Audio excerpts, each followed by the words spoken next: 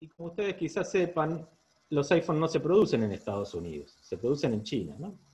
Y aquí vemos entonces que Apple, que es norteamericana, no produce ningún iPhone en términos materiales y sin embargo se queda con el 60% de la ganancia. O sea, de cada $100, casi 60 dólares van para Apple, que se incorpora, digamos, en la cadena de valor, en la innovación, en el desarrollo del producto y luego en la logística, el merchandising y, bueno, los servicios de postventa.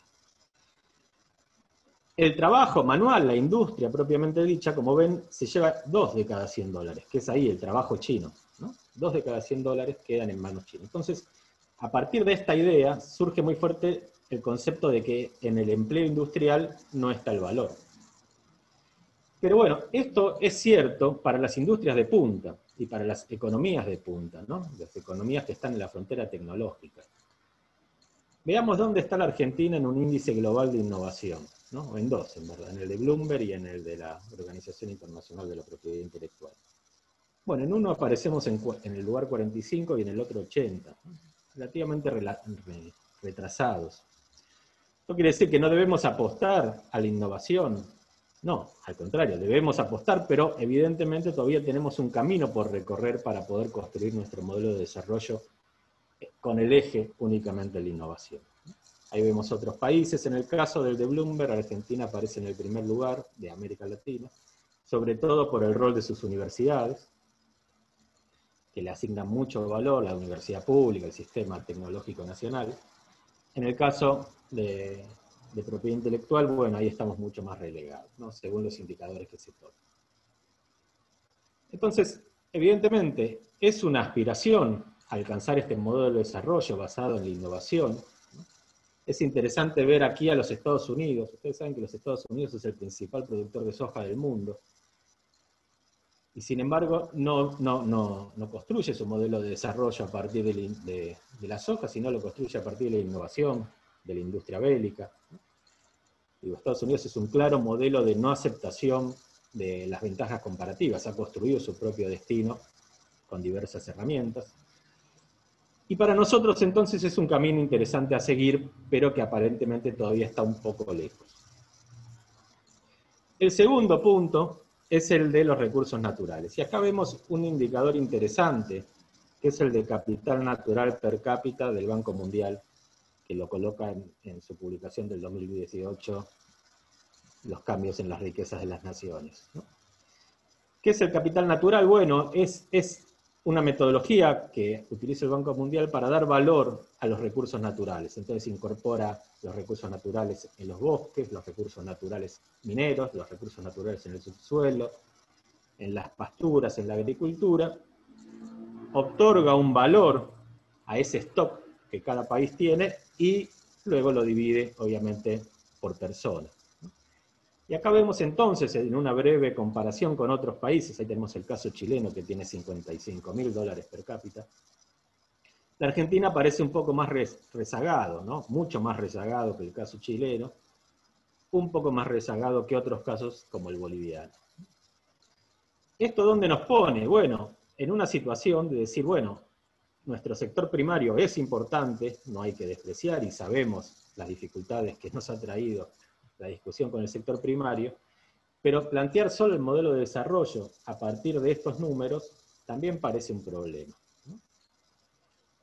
Podemos ver otras cosas, pero dejémoslo para hacerlo corto en este valor. Y en un segundo dato, que es el del empleo. Evidentemente, en estos marcos de pandemia, el tema del empleo siempre fue importante y lo será aún más importante a futuro. Y si uno recuerda aquella famosa frase, gobernar es crear trabajo, bueno, vemos que el trabajo aún en la Argentina está asociado a la industria manufacturera en un 23%, en forma directa, mientras que en la agricultura está solo asociado en un 7%. Entonces, bueno, y un datito más, ¿no? ¿Dónde? Porque yo lo ponía al principio, se me pasó decirlo, pero a la industria le pedimos divisas, le pedimos empleo, le pedimos innovación. Bueno, empleo vimos que efectivamente lo tiene. Acá vemos la innovación también está muy concentrada en la industria en la Argentina. Evidentemente tenemos un problema con las divisas. la industria de las divisas, ahí efectivamente tenemos un problema. Por lo tanto, nosotros necesitamos exportar industria, ¿no? Necesitamos generar divisas a partir de la industria. Y ahí necesitamos, por lo tanto, volver a la región, volver al primer punto que habíamos dicho, donde para que nuestra industria se proyecte por fuera de nuestras fronteras, la región es primordial. Y claramente lo podemos ver. Esto no es solo teórico, es empírico. Lo que estamos viendo ahí son, bueno, ¿cuáles son las características de nuestras exportaciones, de nuestra canasta exportadora? Sé que después Pedro va a hablar de la canasta exportadora y de algunas cuestiones de Brasil, pero para el caso argentino vemos claramente que el 65% de lo que le exportamos al Mercosur es manufactura de origen industrial. O sea, estamos intentando, a partir de la región, generar divisas en nuestra industria, ¿no? O a partir de nuestra industria. Bueno, y esto va cambiando.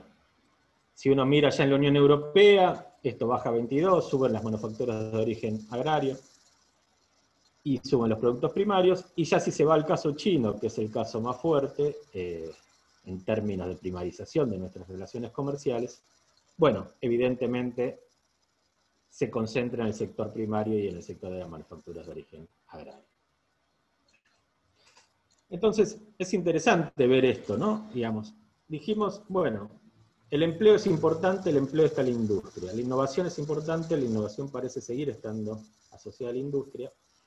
Y la posibilidad de generar divisas para este modelo de desarrollo, que es nuestro gran problema estructural de la Argentina, la restricción externa, está asociada necesariamente a la región. Veamos cómo es el comercio argentino-Brasil. Acá lo tenemos 2018. No cambia mucho, sí cambia mucho en el 2020, pero lo vamos a dejar de lado por cuestiones pandémicas.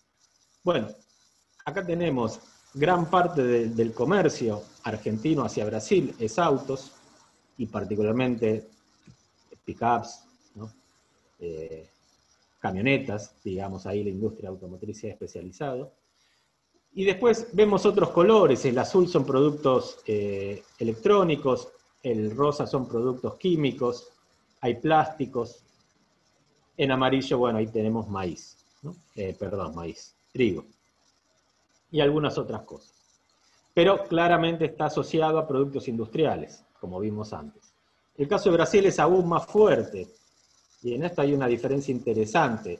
Para nosotros Brasil, no en estos meses, pero desde toda la historia del Mercosur, Brasil es nuestro principal socio comercial, a quien le exportamos entonces manufacturas.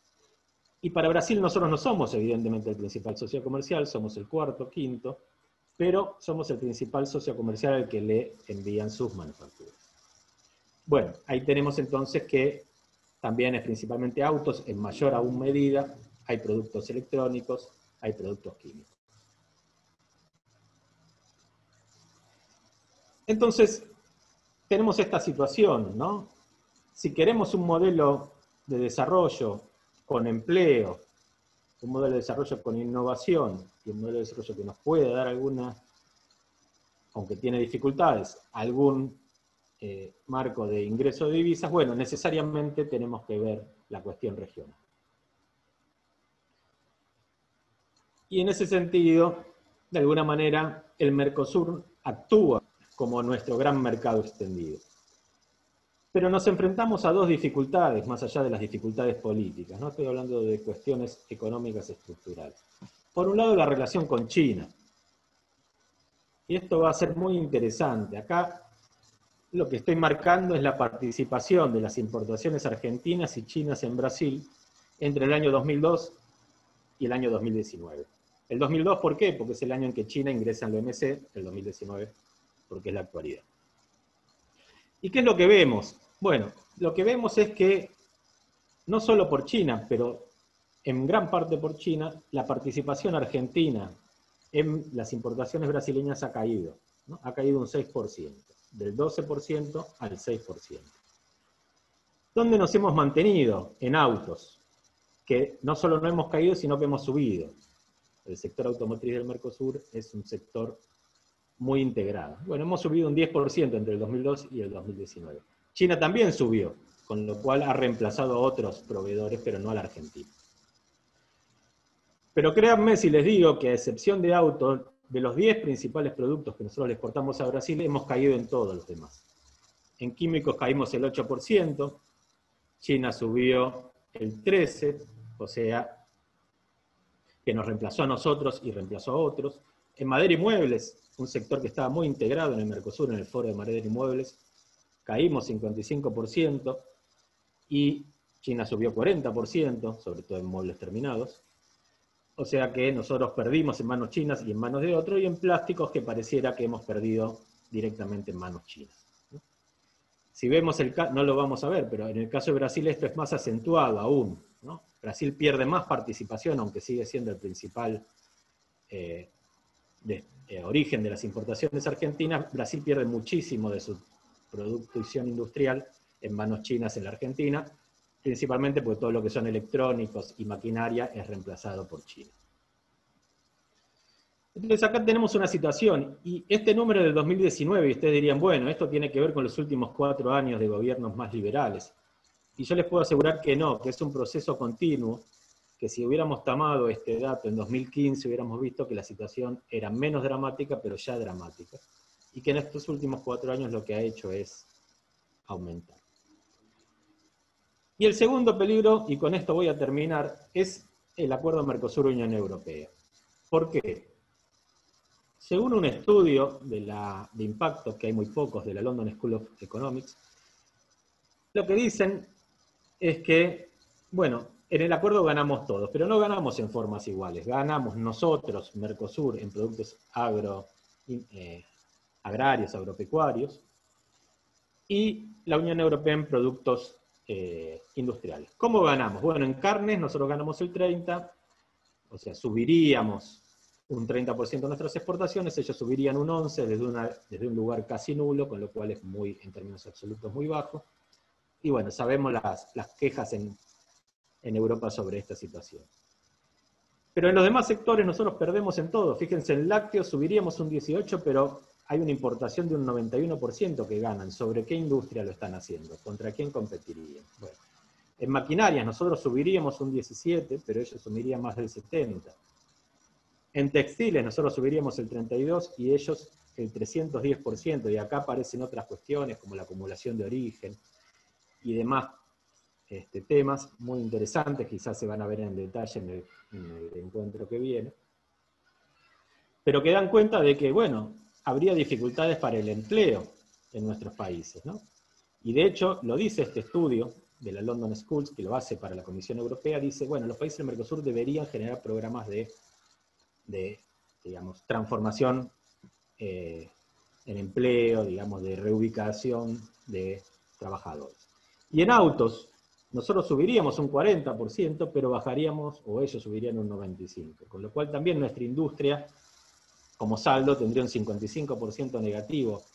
Y si nosotros acabamos de ver que nuestro comercio con Brasil es principalmente autos, ¿qué va a pasar con ese comercio? ¿Qué va a pasar con el empleo industrial en la Argentina si esto se pone en marcha? ¿Qué situación queda en relación a este punto? Entonces, para cerrar, quiero hacer una reflexión en cómo discutir estas cuestiones, ¿no? O sea, si el planteo es aceptado, que puede no serlo, podemos debatirlo, que un modelo donde la industria tenga un rol central es un modelo más inclusivo, de defensa del empleo, y donde la región es necesaria para esto, bueno, ¿qué lugar o cómo deberíamos manejarnos frente a estas situaciones? Y lo digo particularmente en el acuerdo Unión Europea-Mercosur, que ahora ha tenido muchas críticas en Europa, pero muy pocas en el Mercosur. De hecho, todos los países están de acuerdo del Mercosur. Y entonces aparece esta pregunta: ¿existe la posibilidad de que la Argentina siga un camino único, solitario, como el llanero solitario, en esta negociación y en otras, como con Corea del Sur, con Canadá? Bueno, hay un problema, que es que por más que uno no firme, si firman los otros, ya la situación anterior no existe más. Y por lo tanto es un barajar y dar de nuevo. Y esto nos puede llevar a un riesgo mayor, que es entrar después sin haber negociado absolutamente nada, entrar con la lengua afuera, ¿no? Entonces, ¿cuál es el lugar para una política que intente defender estos principios? ¿Es acaso entrar la única forma racional? Bueno, yo creo que no, que la opción es fortalecer la región, y ahí evidentemente hay problemas, ¿no? Hay problemas en Brasil, hay problemas fuertes en Brasil con relación al gobierno de Bolsonaro, hay problemas en Uruguay con el nuevo gobierno. También es cierto que tienen otras opciones de desarrollo, tanto Uruguay como Paraguay. Entonces, ¿cómo construir esto? Bueno, ser creativos, y ahí lo que decía Mariana, ser militantes de la integración, ¿no? En esta encerrona, ¿dónde nos ubicamos? ¿Dónde intentamos, de alguna manera, llevar el país? Bueno, en mi modo de ver, nunca renunciar a la región, siempre sostener la idea de la región como bandera, y jugar y discutir, hacer política en el escenario regional, encontrando actores que puedan ser aliados en los otros países, con el objetivo de sostener altas estas banderas. Y de alguna manera sostener esta idea de que no hay nación sin región y no hay desarrollo sin región. Bueno, por acá corto. Muchas gracias.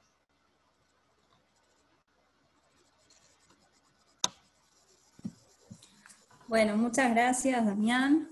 Ya empezamos bien calentando motores. Antes de darle la palabra a Ingrid, quería comentar algo. Para quienes están participando por primera vez de este diálogo y no participaron de los anteriores, y para Ingrid y Pedro, quería comentar que a quienes están inscriptos e inscriptas, nosotros les enviamos todo el material. Con posterioridad a cada charla, los expositores nos dan material que les parece pertinente para profundizar en los temas, y nosotros los mandamos por correo electrónico, así que tanto el documento que acaba de compartir Pedro, como cualquier otra información, documentos, páginas, sitios de internet, lo que quienes exponen consideren lo mejor para que cada uno de ustedes pueda profundizar en los temas, nosotros se los mandamos. Así que cuenten con eso, porque vi ahí algunas preguntas, así que para calmar ansiedades ya las respondo desde ahora. Y también, gracias Sebastián Tapia, por recordármelo, tenemos un grupo de WhatsApp. Ahí por ahí, Seba, si vos tenés la invitación, la podemos volver a compartir en el chat para que se sumen al grupo. Y en el grupo también compartimos las actividades, toda la información que vamos generando y que nos van compartiendo ustedes mismos también, que recompartimos, y lo que nos mandan quienes participan de los diálogos. Bueno, ahora le voy a dar la palabra a Ingrid querida. Ingrid Sarti es profesora de Ciencia Política del Instituto de Filosofía y Ciencias Sociales de la Universidad Federal de Río de Janeiro, coordinadora del Grupo de Investigación Integración Sudamericana, Autonomía y Desarrollo, y expresidenta, a quien voté, tengo que decir, del Foro Universitario Mercosur. Un voto a pura honra y con mucho orgullo para que fuera nuestra presidenta durante unos años. Así que, Ingrid, te doy la palabra. Se me fue la imagen. ¿Qué está pasando? ¿No nos estás viendo, Ingrid? No, nada. Tengo la tela en blanco. Ah, mira, yo te veo perfecto, ¿eh? Qué raro, pero de repente. Y si... No, porque si tuviera apagada la pantalla no la estaríamos viendo. Qué raro. A ver si... No sé. Bueno, qué rarísimo. Mira, nosotros te estamos viendo perfecto. Yo veo una tela que dice Zoom. Ah, se te debe haber movido. Y si cliqueas ahí en la parte, no sé, hay como una camarita, donde volvés a entrar a esta imagen. Qué horror.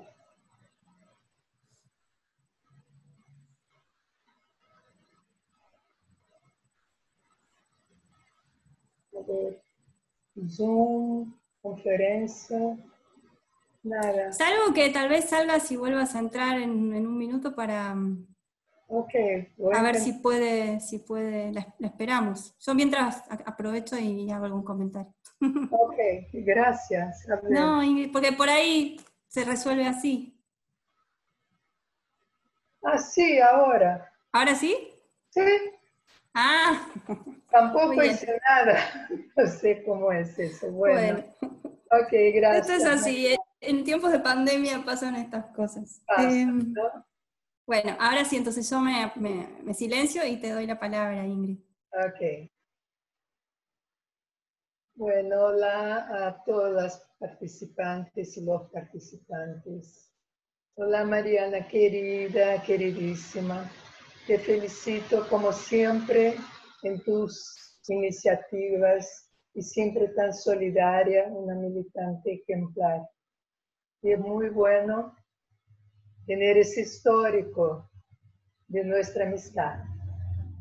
También felicito a todos los que trabajan contigo y que pudieron hacer esa experiencia tan importante, esa iniciativa tan importante que es el Observatorio Sur.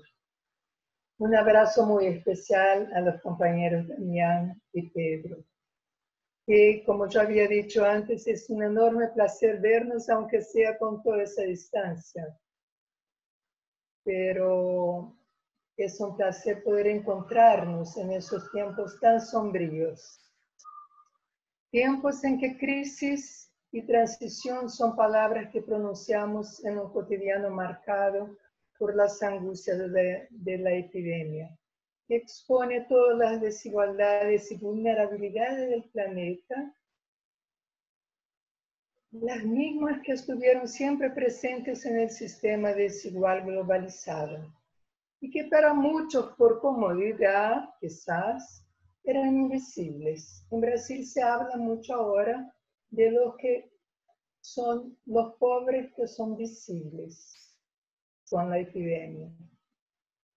Y no sabiendo cómo superar esta crisis, nos preguntamos cuándo y cómo la transición en un nuevo momento permitirá renacer la esperanza.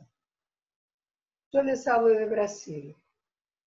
Del Brasil que junto con los gobiernos progresistas elegidos en la primera década en Sudamérica, fue uno de los protagonistas de los mejores momentos de la integración en nuestro continente, hasta el golpe de 2016, que causó la interrupción en Brasil de todo el proyecto emancipatorio del sur global. El mismo Brasil que hoy vive su peor momento en una agenda de destrucción de los derechos civiles y sociales de los trabajadores, de la salud pública, de las florestas, de la ciencia, la educación y la cultura. Un Brasil hoy gobernado por el intento de destruir lo que fue construido paulatinamente en la democratización de los últimos 35 años. Desde un punto de vista de lo que viví y vivo hoy en Brasil, que en estos pocos momentos trataré de resaltar los dos puntos que pueden llegar a ser centrales en el tema de la integración, cuando nos interrogamos si otro mundo es aún posible. Digo puede, y es lo que a mí me parece, y me gustaría saber si a ustedes también les parece que esos puntos son importantes.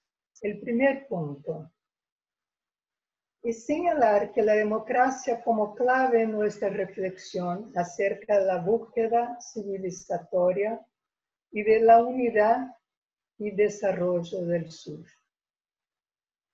No voy a hablar del proyecto, del modelo, del análisis del proyecto de desarrollo, como también lo hizo Damián, y como seguramente lo va a hacer Pedro.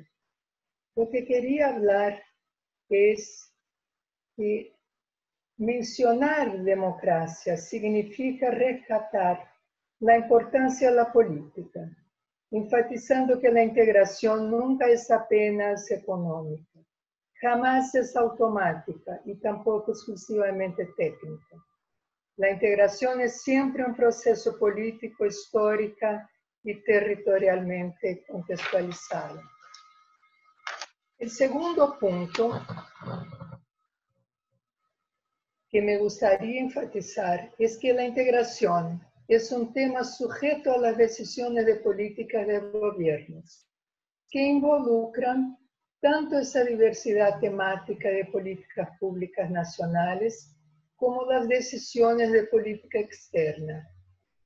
Aunque las relaciones internacionales se revelen en el mercado de los principios del multilateralismo y la no intervención, que supuestamente orienta las acciones diplomáticas post-Guerra Fría, en la práctica parece ser que el vínculo estrecho entre los gobiernos y la toma de decisiones acerca de las pautas internacionales está en juego. Esa observación vale tanto para las potencias hegemónicas como para las naciones periféricas.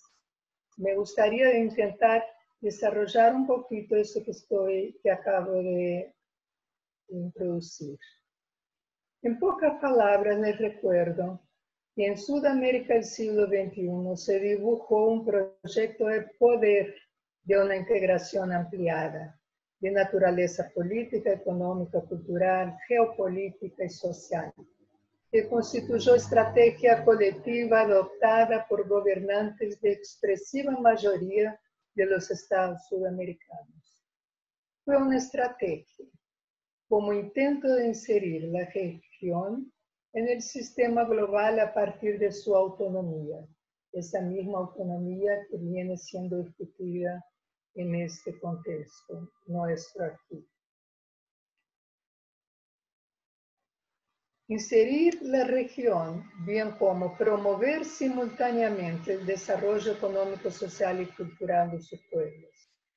Un proyecto cuya naturaleza política fue explicitado como elección orientada para la reducción de las asimetrías y la superación del lugar de periferia del sistema al cual la región estuvo atada de sus primordios.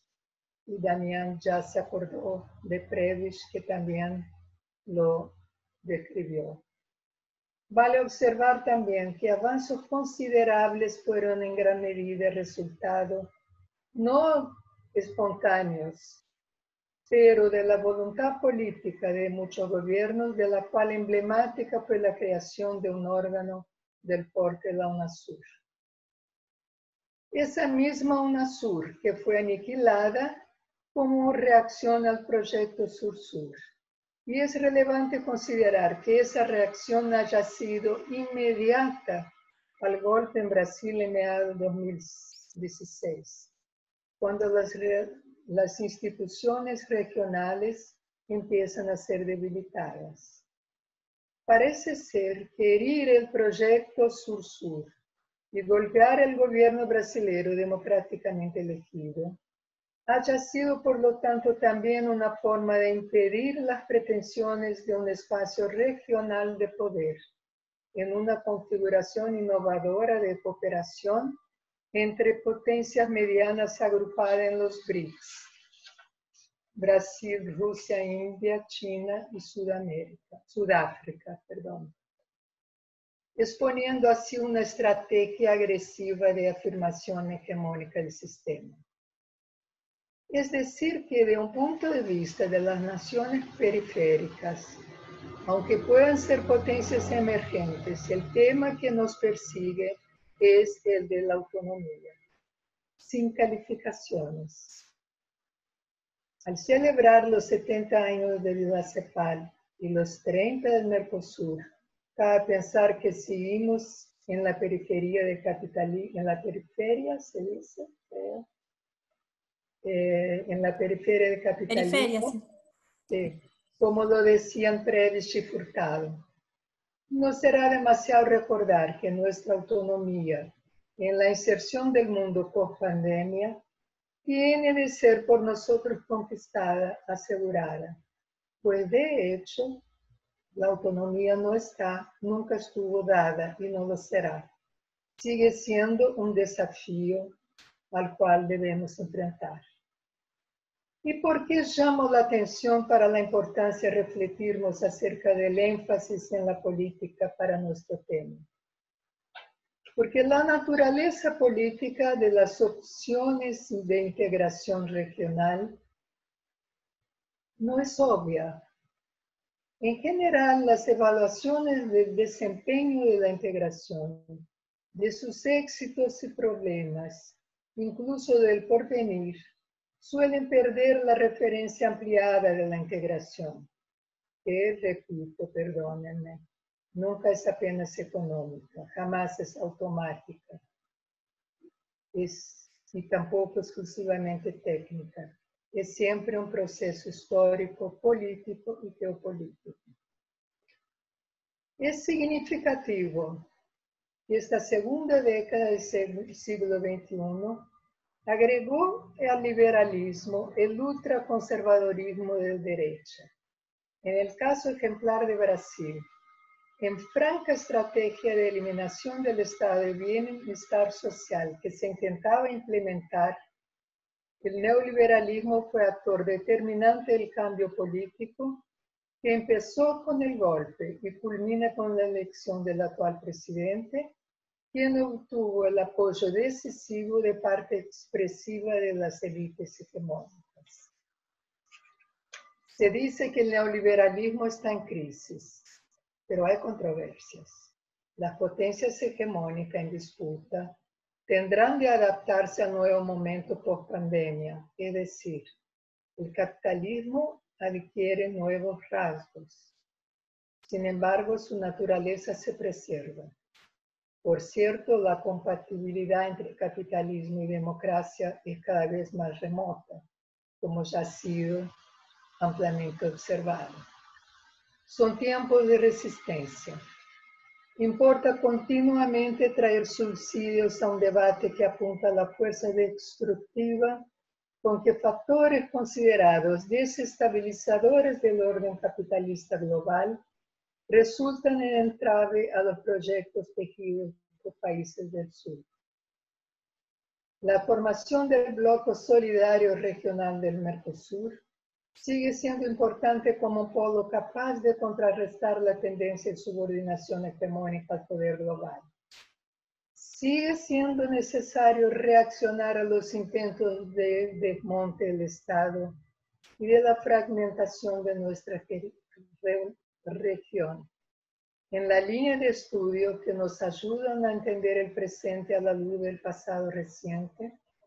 La expectativa de colaborar para el acúmulo de saber en análisis que nos permitan superar la perplejidad que nos aparece también como crisis de la izquierda. Pero son también tiempos de renovación, de superación de la representación hoy vaciada, por la actuación de partidos y movimientos sociales reunidos en nuevas formas en contra de las crecientes opresiones económicas, sociales y culturales en la actualidad, en contra del retroceso civilizatorio que ocurre, es decir, en contra de la violencia, la agresión y las mentiras mediáticas, como nombró Boaventura de Sousa Santos, y a favor de la igualdad, al acceso incluso de los avances que la tecnociencia nos propicia. Renovación en defensa de la democracia, condición necesaria para contrarrestar el conservadurismo que estimule el racismo, la homofobia, el feminicidio, el genocidio de los pueblos originarios y la destrucción del medio ambiente. Para finalizar, recordando siempre con el filósofo Spinoza, el miedo lleva a la tiranía, solo la esperanza lleva a la democracia. En suma, en el marco de la resistencia y de la renovación, la lucha por la democracia tiene que reinventarse. Gracias. Bueno, muchas gracias, Ingrid. Como les comentaba al principio, cuando pensé el título de este diálogo, que era Integración y Desarrollo, Unidad y Desarrollo, lo pensé, para ser completamente sinceras, fundamentalmente desde un punto de vista económico, y cuando empezamos a intercambiar sobre qué iba a plantear cada uno, Ingrid comentó que iba a hablar concretamente de la democracia, realmente me puso muy contenta porque alguien tenía que decir que la integración, la unidad, es fundamentalmente parte de un proyecto político, ¿no? Así que gracias, Ingrid, por el aporte. Voy a hacer algunos otros comentarios después. Y lo que sí quiero agradecer mucho a Ingrid y también a Pedro, porque sé que va por el mismo camino, es que estén haciendo el esfuerzo de hablar en castellano. Sé que no es fácil. No es lo mismo que hablar en el lenguaje maternal, así que bueno, les agradezco mucho ese esfuerzo también para que el mensaje pueda llegar a más compañeros y compañeras que están aquí escuchando. Así que ahora le voy a dar la palabra a Pedro, lo voy a presentar primero. Pedro es doctor en Integración de América Latina por la Universidad de San Pablo, donde se graduó en Economía y en Derecho, investigador del IPEA, por sus siglas en portugués, Instituto de Investigación Económica Aplicada, fue director de Asuntos Económicos de la UNASUR, así que también nos podrá contar ahora o después lo que en parte ya anunció Ingrid, que es todo este proceso que vivió el esquema de integración. Fue director de Asuntos Económicos de la UNASUR entre 2015 y 2018, y es coordinador del proyecto Integración Regional Brasil y América del Sur y editor de la revista Tiempo del Mundo. Así que Pedro, todo tuyo. Muchas gracias, Mariana. Para mí es un honor participar de este seminario. Saludo a Damián y a la profesora Ingrid y a todos los colegas que están acompañando estos diálogos, ¿no? Entonces, yo voy a hablar de un tema que he escrito algo en los últimos meses, que es la desintegración económica y la fragmentación política de la región. Comentaré más los aspectos económicos, intentando ya complementar la presentación de la profesora Ingrid y también los aspectos económicos antes presentados por Damián. ¿Bien? Entonces voy a compartir aquí mi pantalla.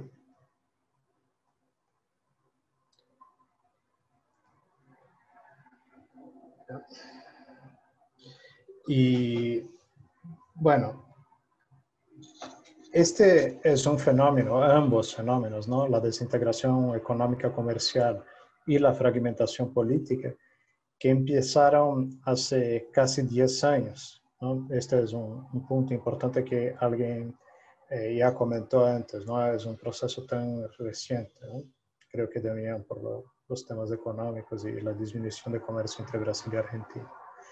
Ganaron fuerza desde 2015, tanto en los puntos políticos como en los temas económicos, y expandieron bastante ahora durante la pandemia. Este es un punto importante, que ahora en estos tiempos de COVID,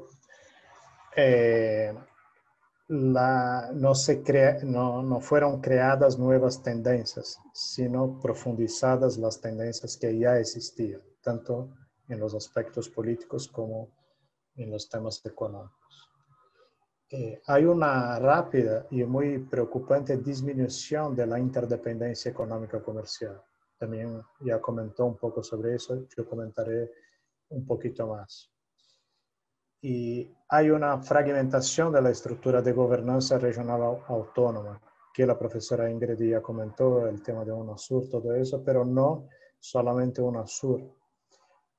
Los nuevos intentos de integración, o más que integración, de articulación regional, como el Foro ProSur, el Grupo de Lima para el tema de Venezuela, la propia Alianza del Pacífico, son procesos que no incorporan la totalidad de los países de la región, eso es muy importante, pero más importante que eso, bueno, y además de eso no tiene institucionalidad, después comentaré algo sobre eso, pero más importante que eso, que esta fragmentación de los instrumentos de gobernanza, es también la polarización política entre los países, esto es bien claro entre Brasil y Argentina, todos sabemos, y también internamente a los países, dentro de los países, ¿no?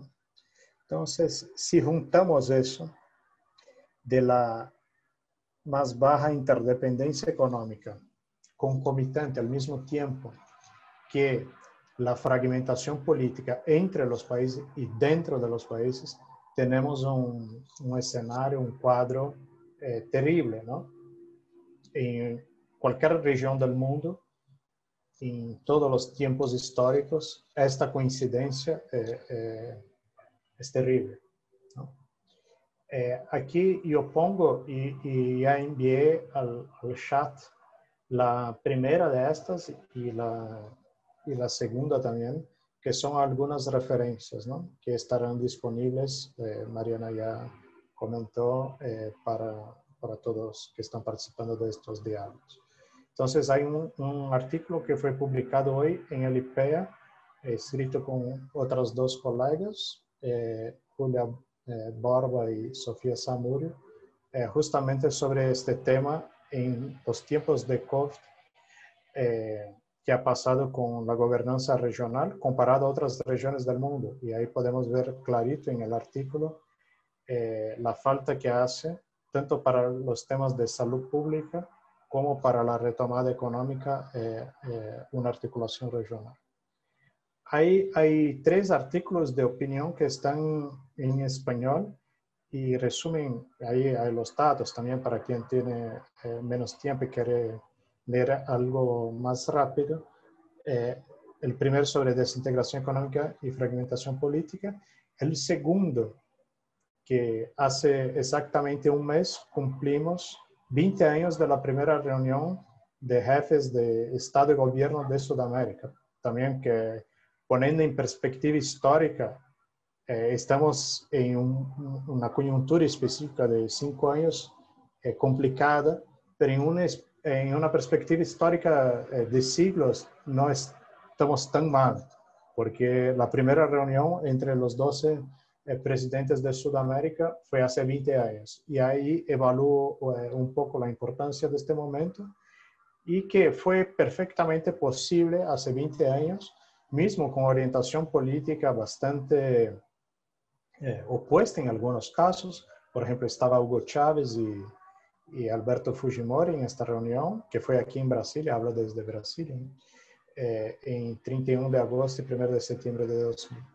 Después hay un artículo evaluando el impacto de la visita del secretario de Estado, por la primera vez en la historia también, un canciller de Estados Unidos visitando a Guiana, a Surinam, al estado Roraima en Brasil, en el extremo norte, en la frontera con Venezuela, y también a Colombia, pero estos 3 primeros fue la primera vez que un secretario de Estado visitó, que coincide también con la región que el norte, extremo norte de Sudamérica, era la región con más grande presencia relativa de China en los últimos 10, 15 años. ¿Sí? Este es un otro punto complicado, porque este cuadro todo de fragmentación evidentemente abre el espacio para que Sudamérica sea un palco de la tensión mundial. Esto se está expresando, ¿no? Basta ver ahí hace una semana los tweets de la Embajada de Estados Unidos en Buenos Aires, por ejemplo, en Lima también, en otras partes, y la respuesta china, ¿no? Y la propia visita de Mike Pompeo fue a Paramaribo, todo el discurso sobre China, y luego la respuesta de China sobre Mike Pompeo en Guyana, en Sudamérica.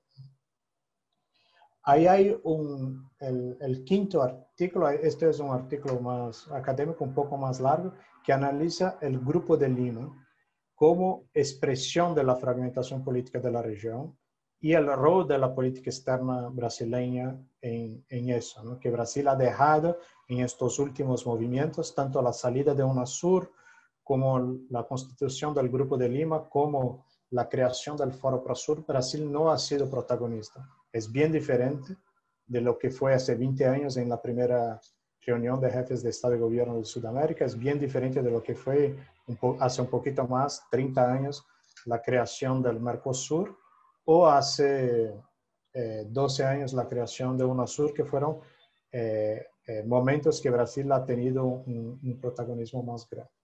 Y el último artículo, también escrito con otros dos colegas, Luciano y Vexel Severo, que creo que nos acompañan. Julia también, la del artículo del Grupo de Lima, nos acompaña. Y Sofía. Este artículo evalúa el protagonismo de Brasil ahí en los temas comerciales, ¿no? En la integración regional. Este artículo va hasta 2018, entonces intentaré aquí actualizar algunos puntos. Estas son las referencias. Para quien está comprando el curso, ahí las tiene porque el tiempo es corto aquí para nosotros. En este primer gráfico podemos ver, ahí es un poquito complicado para quien no está acostumbrado con eso, entonces intento aclarar aquí. La línea roja está en la corriente de comercio, la sumatoria de exportaciones e importaciones de Brasil con el mundo, ¿bien? Que hace 20 años era de aproximadamente 100 mil millones de dólares al año, y ahora está en 400 mil millones. O sea, se multiplicó por 4, más o menos lo que aumentó el comercio mundial en este periodo. Pero podemos ver bien claro que hasta 2011 hay un movimiento más o menos coincidente, que coincide de las 4 líneas hasta 2011. Pero el crecimiento de la línea verde, que es China, y ahí está en la izquierda de ustedes, ¿no? Los montos, pasó de muy bajo, que era como 3 mil millones de dólares, y se llegó a casi 80 mil millones de dólares entre 2000 y 2011. En este punto, 2011, tiene el mismo peso China para el comercio exterior de Brasil que el conjunto de Sudamérica. Y en este punto ya era China mucho más importante que Estados Unidos, que está ahí Estados Unidos con 60 mil millones y Sudamérica y China cada uno con un poco más de 75 mil millones. Pero desde el 2011, ahí la evolución es diferente de los dos. Aunque los grandes movimientos pueden coincidir un poco, verificamos que hay una separación y que la corriente de comercio de Brasil con China llega a aproximadamente 100 mil millones de dólares anuales. Este año 2020 va a ser un poquito más que eso. Los datos son de diciembre hasta diciembre del 19 ahí. Y Brasil, y la corriente de comercio de Brasil con Sudamérica, que es la línea azul, baja y baja mucho para menos de 50 mil millones de dólares. O sea, el conjunto de los otros 11 vecinos pesa hoy menos para Brasil que solamente China. Y también pesa menos para Brasil que solamente Estados Unidos. Y ahí podemos ver que entre 2007 hasta 2018, el comercio de Brasil con los vecinos era superior al comercio de Brasil con Estados Unidos. ¿Sí? Volvemos al mismo punto que era con Estados Unidos hace 20 años. Aquí es un otro cuadro. El tiempo es corto, y entonces voy cambiando un poco los temas de forma apurada. ¿Está bien? Pero aquí es un cuadro sobre, y en el artículo que envié el link, esto está más detallado, aunque en portugués, pero comparando cómo fue la articulación regional en diferentes partes del mundo sobre la respuesta tanto de salud pública como la respuesta económica a la pandemia. Y percibimos que aunque se ha realizado 3 reuniones de presidentes de Prosur por videoconferencia. El presidente de Brasil no ha participado de ninguna, pero la presidencia pro tempore de Prosur la convocó, ¿no? El presidente Piñera. Se realizaron declaraciones, varias declaraciones, pero estas declaraciones se quedaron solamente en las palabras, justamente porque falta y ahora vemos que hace falta, la institucionalidad regional. Entonces estamos en ese sentido mucho peor que África, mucho peor que Estados Unidos y mucho peor que Centroamérica. Centroamérica, por ejemplo, en los aspectos comerciales, aún en el mes de marzo, se llegó a una acción conjunta sobre los temas comerciales. En Centroamérica, las fronteras no cerraron para el tránsito de mercancía en ningún momento, bien diferente de lo que ha pasado aquí. Tanto que en el comercio exterior de Brasil, el movimiento de los puertos prácticamente no ha cambiado. Y el movimiento de las aduanas terrestres ha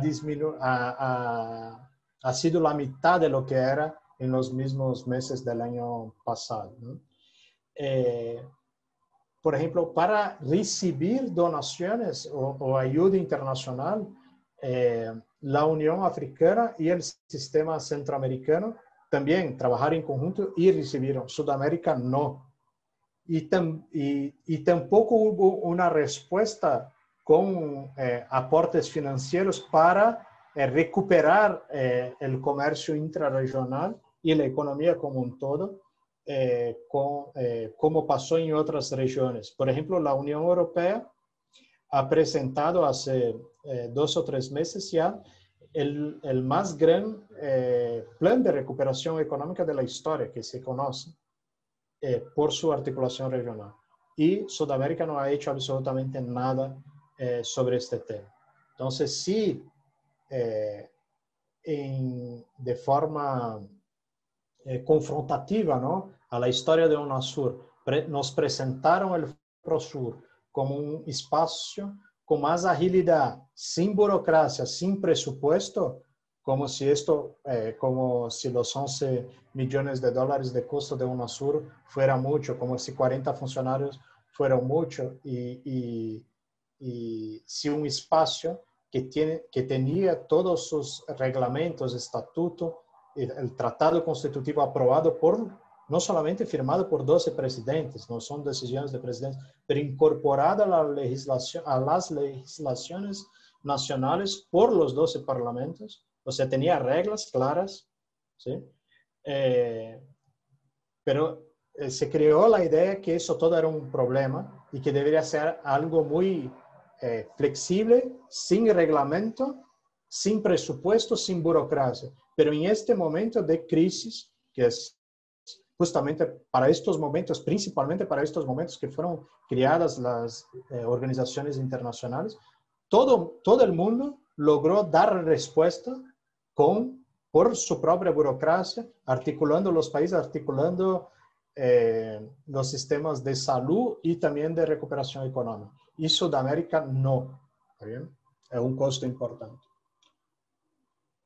Bien, aquí comparamos de la forma como es posible comparar, porque los datos de comercio intrarregional tardan algunos meses. Entonces comparamos aquí, afortunadamente para nuestra discusión, Sudamérica está en Brasil y Argentina, pero comparamos los dos países líderes de diferentes regiones del mundo. ¿Qué ha pasado con el comercio bilateral en los últimos 18 meses? La línea azul más clarita es el comercio bilateral Brasil-Argentina.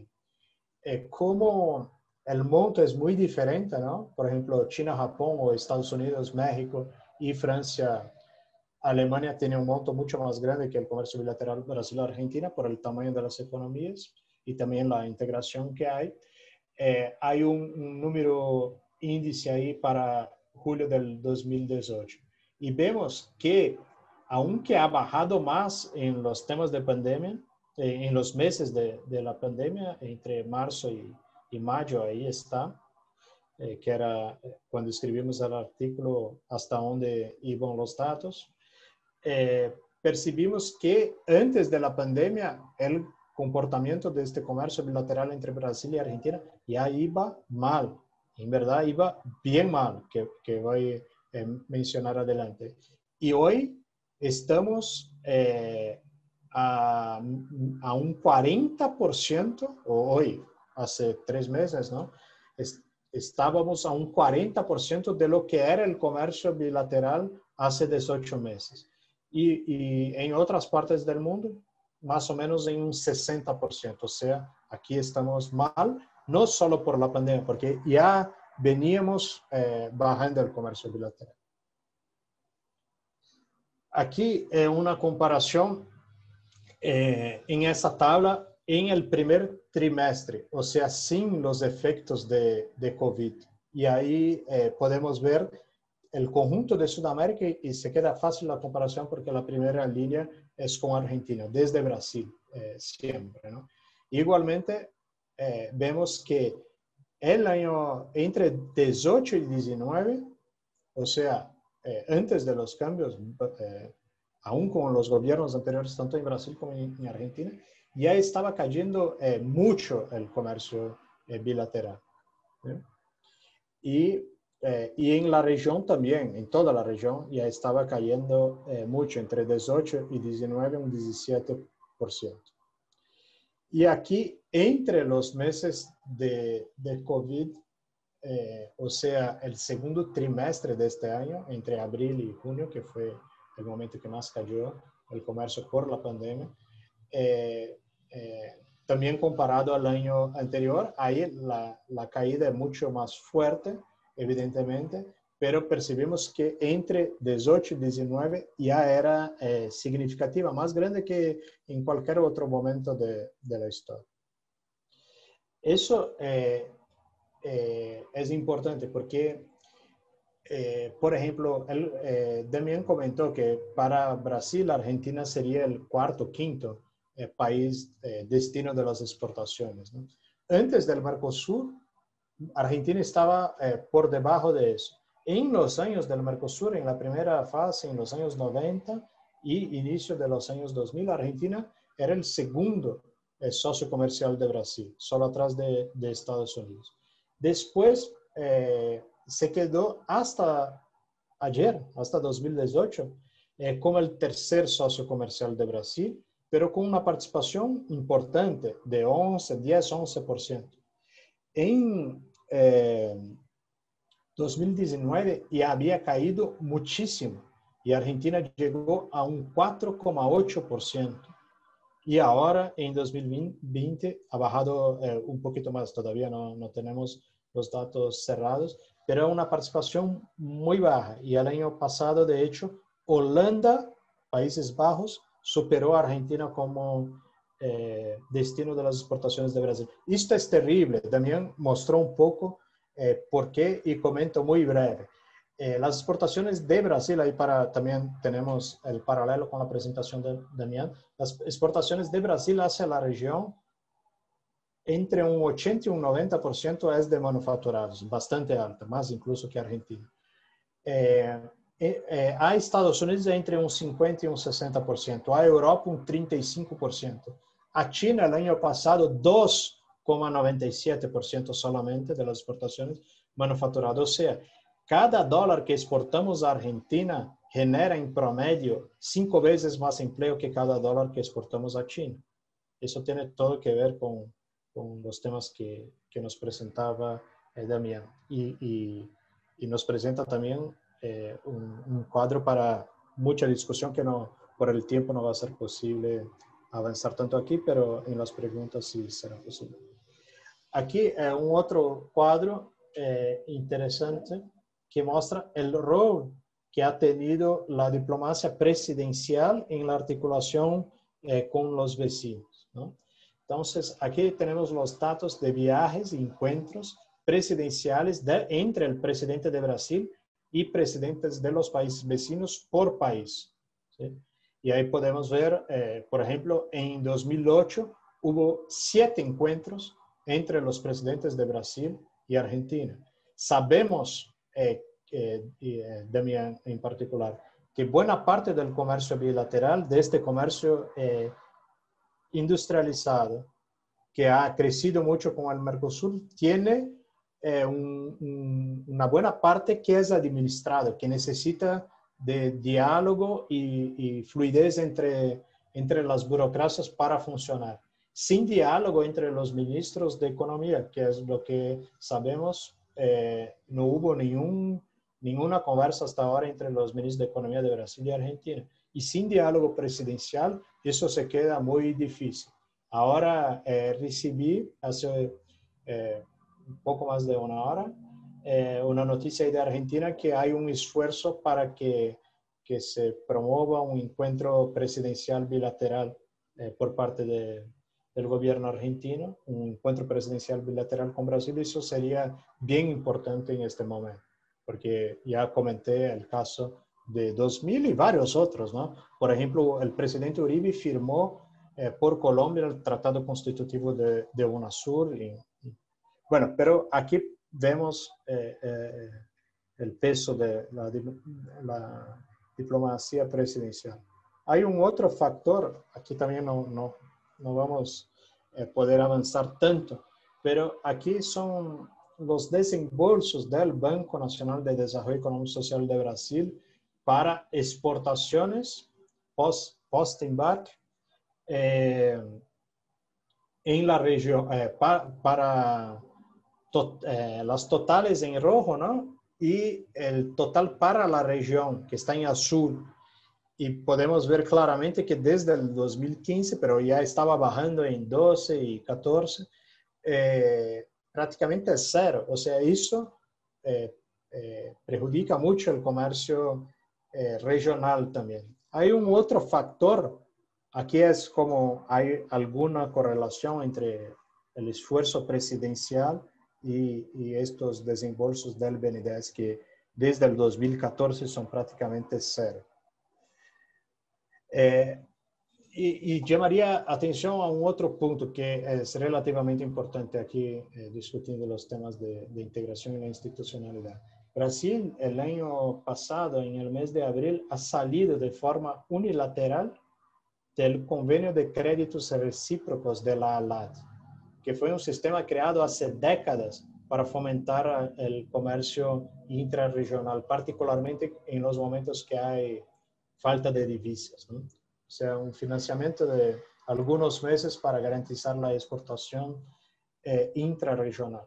Y Brasil fue, durante todos los años que participó del CCR de ALAD, el país que más se benefició de eso, porque exporta mucho más que importa de los países vecinos, y el comercio que cursa dentro del CCR de ALAD, Brasil era tremendamente superavitario. Y entre 2018 y 2019, el superávit de Brasil con los países miembros de ALAD, Brasil salió de ALAD, del CCR de ALAD al inicio de 2019. La explicación de la caída del superávit de Brasil no es porque salió de ALAD exclusivamente, pero es una señalización importante. Pero las exportaciones del superávit de Brasil con los países de ALAD cayó de 13 mil millones de dólares para 7 mil millones de dólares en un año, entre 18 y 19. Bueno, aquí pongo algunos puntos que ustedes pueden ver que son retirados de aquellos artículos que envié, ¿no? Pero creo que aquí hay los puntos centrales y con eso termino mi presentación. Que la operación sudamericana, aquella de 2000, que Cardoso era un presidente liberal, bastante liberal en la economía y en la política también, pero logró reunir en Brasilia los 12 presidentes, ¿no? Porque tenía un modelo de integración y podía percibir que había ventajas, mismo con una inserción más abierta. El otro punto importante es sobre la primarización de las economías y de las exportaciones de la región, que eso nos hace menos complementarios entre nosotros y con más competencia entre nosotros. Entonces, el fenómeno que es generalizado en la región de primarización de las exportaciones no es solamente un tema político, es un tema económico también que lleva a menos integración, tiene un peso ahí importante. Y revertir eso es por la política, no es solamente por la economía. Después el tema de que en Europa, África y Centroamérica, las burocracias de las organizaciones internacionales tuvieron un cumplieron su rol y ayudaron bastante en los momentos de pandemia. Otro punto, que la falta de institucionalidad de la integración ha sido muy costosa a la región, centenas de veces más costosa que el costo del propio sistema de integración, cientos de veces más. Y el más importante para mí de todos, y con eso termino, que el vacío de consulta regional abre espacio a una mayor presencia e interferencia de las potencias extrarregionales. Y Sudamérica es ahora más vulnerable a las controversias extrarregionales. Entonces, en un mundo que hay más polarización, la región no tener espacio de concertación es una superexposición, ¿sí? Es como tener muy poco y vivir sin Estado, ¿no? Que como buena parte aquí en Brasil y en otros países de la región, buena parte de las periferias viven, ¿sí? Con muy poco y sin la presencia del Estado. Y en el mundo, el paralelo más o menos este que nosotros estamos creando, en no tener espacio de consulta, no tener espacio de articulación regional, en un mundo que hay cada vez más tensión. Es justamente el momento que deberíamos tener estos espacios de consulta, articulación, incluso para actuar como debemos actuar, que es como tercer interesado en la polarización entre Estados Unidos y China sobre todo, pero esta no es la única polarización que está puesta en el mundo, ¿no? Entonces, agradezco muchísimo. Ahí están mis correos, ¿no? Tanto el institucional, si es el caso de alguna consulta más formal, como mi correo privado. Muchísimas gracias y estoy, por supuesto, a disposición de los colegas para el debate.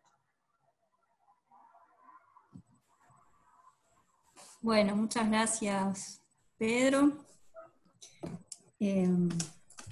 Quería hacer algunos comentarios, pero como vi muchas preguntas, prefiero darle lugar a las preguntas para que quienes están interesados en profundizar algunos temas lo aprovechen, y si me queda tiempo haré mis comentarios, y si no me los guardaré para más adelante. Sí quería contarles que tenemos dos diálogos, además del diálogo del próximo diálogo, que es sobre integración regional y acuerdos de libre comercio. Tenemos dos diálogos que me parece que están muy relacionados con algunas de las discusiones, de las reflexiones que plantearon. Uno es sobre soberanía sanitaria e integración regional, que me parece que, retomando lo que dijo recién Pedro Silva Barros, si un costo pagó América del Sur en esta pandemia fue justamente el de haber destruido la UNASUR o desmantelado la UNASUR y todo lo que la UNASUR había avanzado en la cuestión sanitaria, ¿no? Y lo que podría haber aportado a una administración diferente, concertada y mucho más solidaria de la pandemia. Y por otro lado, el último diálogo va a ser concreta, yo creo que ya se los había comentado, va a ser concretamente sobre integración regional y 3 esquemas de integración, en principio, Mercosur, UNASUR y CELAC, con lo cual vamos a tener la oportunidad de reflexionar concretamente sobre los procesos de integración y su derrotero, desde los orígenes hasta la etapa actual. Le quiero dar la palabra a Zoe, que está como siempre haciendo ese gran trabajo de sistematizar las preguntas, para que ella va a presentar un primer bloque, ¿no? Bueno, contales vos. Sí, bueno, ahora vamos a agarrar las primeras preguntas que aparecieron, porque son un montón. Hacemos la primera tanda que respondan los expositores y la expositora, y después, si nos hace muy largo, hacemos la otra tanda de preguntas. Empezamos. En términos de lo que comentaba Ingrid, ¿cómo explicamos la fragmentación como una cuestión política? Y siguiendo los peligros que describió Damián, para el Mercosur actual, ¿qué estrategias se pueden proponer para enfrentarlos en este contexto tan complicado? Si es posible plantear la creación de clústeres regionales sobre tecnologías de baja huella de carbono, que no solamente para articular un proceso de desarrollo, sino también para articular autonomía regional.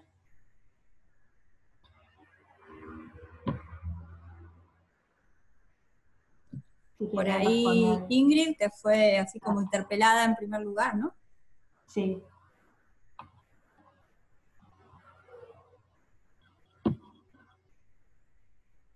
No se Ingrid, escucha. está apagado el micrófono.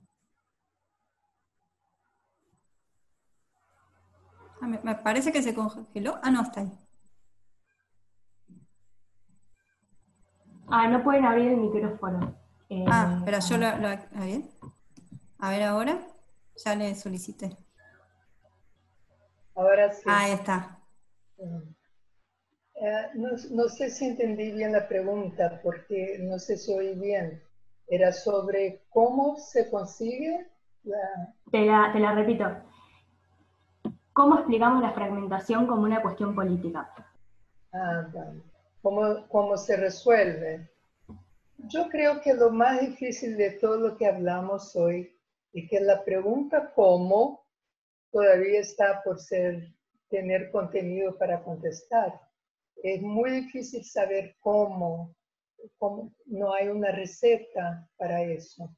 Pero a mí me parece que hay una forma de lucha en que, por eso traje el tema de la democracia, el tema del diálogo, el intento de hacer con que los nuevos movimientos, la vida partidaria y la vida política en el sentido más amplio, enfrente ese problema de la fragmentación, lo cual es muy difícil porque los que están hoy en el poder de alguna manera lo están permitiendo, ¿no? Entonces, ¿cómo hacemos para insistir en la democracia, insistir en reuniones y en diálogos? Pedro ahora mencionaba la dificultad del diálogo entre los presidentes, ¿no? Que se oponen. Yo diría la dificultad del diálogo en la sociedad y al mismo tiempo una conciencia que aumenta de los problemas de la fragmentación de toda la vida social y cultural. La lucha por las identidades, las nuevas identidades, la lucha por las instituciones tiene que seguir. Yo creo que la palabra básica es eso, hay que insistir. No sé si, creo que no es que sea como para comentar con mucha alegría eso, porque es muy difícil, pero no veo otra forma que no sea el diálogo y el intento de diálogos entre nosotros y la fuerza de la democracia, aunque sea tan difícil. Damián. Ya te habilité. Sí. Ahora sí. Anoté la parte de clúster de baja huella de carbono. ¿Me la podrías repetir sobre la primera parte? Sí. ¿Qué estrategias se pueden proponer para enfrentar los peligros que describiste sobre el Mercosur actual en este contexto? Bueno, acá nosotros tenemos un problema que ahí bien lo ve Pedro en relación a los números del comercio regional, que es que nuestras economías están destruidas, ¿no? Están destruidas no por el comercio, sino por las políticas públicas de los gobiernos que nos han tocado transitar, y bueno, y obviamente hoy por la pandemia. Esos números tan bajos de comercio 2018, 2019, de las exportaciones de Brasil a Argentina, tienen que ver con la crisis terrible de la economía argentina, del gobierno de Mauricio Macri. Y en ese sentido, obviamente, no había quien comprara nada, menos autos. En el 2017 esto había repuntado un poco, y algo similar ocurrió en Brasil en los últimos años, incluso desde algunos años antes, ¿no? Entonces, bueno, lo primero que tendríamos que hacer, digo, es intentar reconstruir lo propio, ¿no? Antes de pensar en región. Y eso va también a generar incentivos para la reconstrucción de los lazos ya existentes. Lo positivo de esto es que muchas de las cuestiones de las cadenas regionales de valor siguen ahí, ¿no? O sea, lo que hay que hacer es incentivarlos a partir de la posibilidad de generar una demanda efectiva para su desarrollo. O sea, obviamente, ahora, por ejemplo, tenemos los planes de desarrollo de la industria nacional, ahora 12, 18, etc. Y seguramente si esto se solidifica y si podemos avanzar en el crecimiento nacional, vamos a volver a importar más productos de Brasil y en ese sentido fortalecer el desarrollo. Después, obviamente, la cuestión de industria y ambiente y la cuestión de ambiente con la huella de carbono es un tema central en el desarrollo, ¿no? Digamos. No podemos pensar el desarrollo en la misma lógica que la pensábamos antes sin tener en cuenta la mirada del desarrollo sostenible, donde se debe incluir la pata económica, la pata social y la pata ambiental. Pero el tema digamos, de alto contenido tecnológico tiene para mí un problema que es el empleo que se precisa, ¿no? Nosotros necesitamos empleo también en los sectores digamos, de baja calificación, no solo en los sectores de alta calificación. Entonces hay que ir haciendo una mixtura interesante en cómo incorporamos segmentos de alta calificación, pero también segmentos de baja calificación en un proceso de capacitación industrial y intraindustrial que nos permita ir fortaleciendo nuestro marco de consumo. Entonces, evidentemente es importante, es difícil pensarlo en términos regionales hoy con la figura de Bolsonaro en Brasil y su mirada sobre el ambiente, pero bueno, digo, más allá de los gobiernos hay que ir encontrando los espacios de vinculación con sectores de otros países, bueno, como estamos haciéndolo hoy mismo en relación aquí a los colegas brasileños, y también a nivel subnacional, no todo ocurre a nivel de gobierno nacional, ¿no? Hay que también pensar las estrategias de articulación a nivel subnacional, que puede encontrar marcos de acuerdo no de capitales, sino quizás a nivel menor, pero sumamente importante, digo, un acuerdo entre, no sé, Buenos Aires, la provincia de Buenos Aires y Bahía, o un acuerdo entre la provincia de Buenos Aires y mismo San Pablo, ya nos podría dar algunos visos de por dónde ir.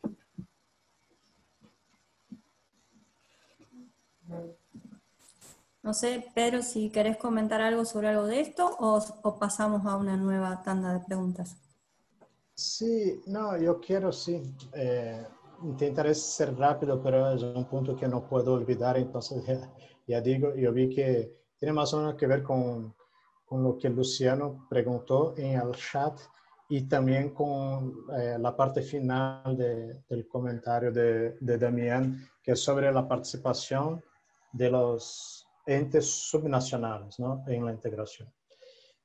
Hay un proyecto que estoy trabajando hace unos 2 años y acompañando, que es el corredor vial bioceánico entre una ciudad de Brasil, Puerto Murtinho, en Mato Grosso del Sur, y los puertos del norte de Chile, que incluye también Paraguay, la carretera que está en construcción con financiación del BID, cruza todo el Chaco paraguayo en el sentido leste-oeste, oeste-oeste, y las provincias de argentinas de Salta y Jujuy, y con alguna como proyección económica hacia Tucumán también.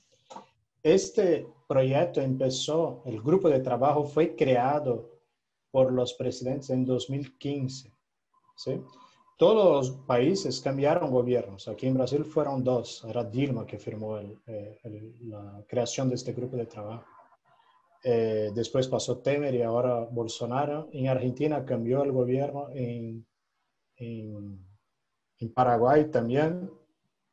Y era Bachelet, ahora es Piñera en Chile. Pero este fue el único grupo de trabajo de un proyecto que involucra más que 2 países, que después del colapso de UNASUR y de IRSA, de la Iniciativa para la Integración de Infraestructura Regional Suramericana, y del COSIPLAN, del Consejo Suramericano de Infraestructura y Planeamiento, que sigue activo. El año pasado hubo una reunión en Asunción y una reunión en el segundo semestre en Campo Grande, Mato Grosso del Sur, aquí en Brasil. Este año, de forma virtual, se va a realizar Chile, la presidencia pro tempore de este grupo, y el próximo año, ahora 2021, es Argentina, ¿no?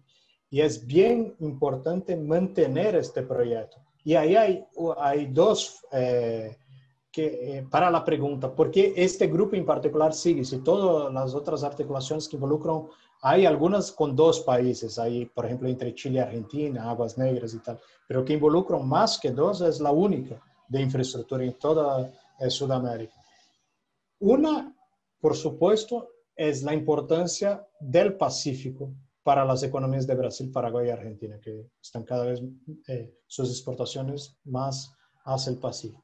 Pero la otra es justamente el rol de los gobiernos subnacionales, y en Brasil, particularmente Mato Grosso del Sur. Buena parte de los políticos ahí apoyan al gobierno otra, nacional, ¿no? Otra parte no, pero todos están de acuerdo sobre la importancia de este corredor y que este corredor tiene para convertir finalmente este estado, que siempre fue el último punto, el primer punto de las cadenas productivas, en un centro logístico, ¿no? Y entonces ahí pongo este tema en debate, ¿no? De la importancia que tienen los gobiernos subnacionales y de mantener el acervo de la integración, que este es otro problema, ¿no? En la declaración de los presidentes de marzo del año pasado en Santiago, de creación del Foro Prosur, uno de los párrafos es justamente sobre eso.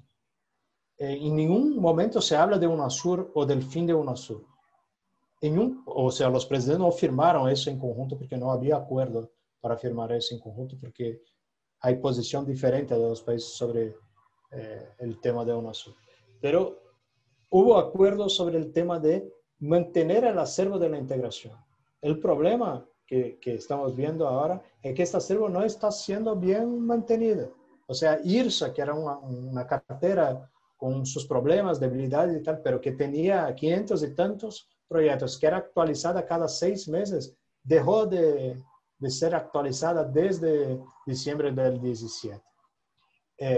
Pero el ISAGS, por ejemplo, el Instituto Sudamericano de Gobierno y Salud, con sede aquí en Río de Janeiro, que tuve como primer director un ex-ministro de Brasil temporal, simplesmente desapareció, justamente cuando la región más necesitaba del ISAGS y del Consejo Suramericano de Salud. La lucha, con toda esa dificultad que tenemos, el colapso que este nombre se quedó muy politizado, ¿no? UNASUR y tal, pero ISAGS no necesariamente, IRSA no necesariamente.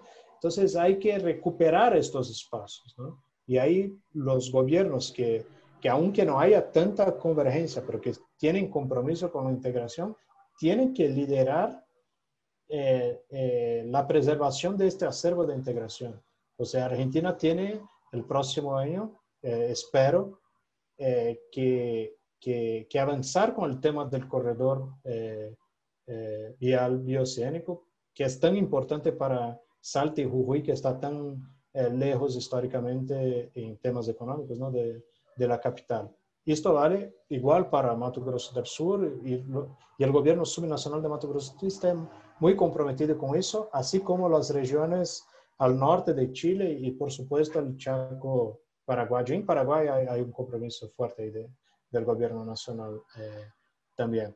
Y otro es como intentar recuperar eso, mismo que yo que trabajé ahí tanto en UNASUR, no tendría problema que la cartera de IRSA, mismo que fragmentada, solamente los países que hacen parte del Foro Prosur, pero que recuperen la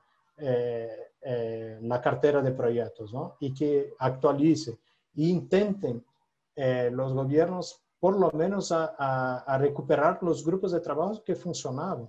Porque sabemos, y en la pandemia eso está más claro, que hay varios temas como desarrollo de regiones de frontera, como delincuencia transnacional organizada, como infraestructura, que no se dialoga solamente con amigos políticos, ¿no? No es porque Bolivia tiene un gobierno de izquierda y Brasil de derecha, por ejemplo, que no podemos discutir salud, no existe eso. O voy a discutir solo con Paraguay, que está con la derecha, no existe. pero creo que todo eso es un tema de madurez política, ¿no? Empezamos tarde, muy tarde, la primera reunión hace solamente 20 años.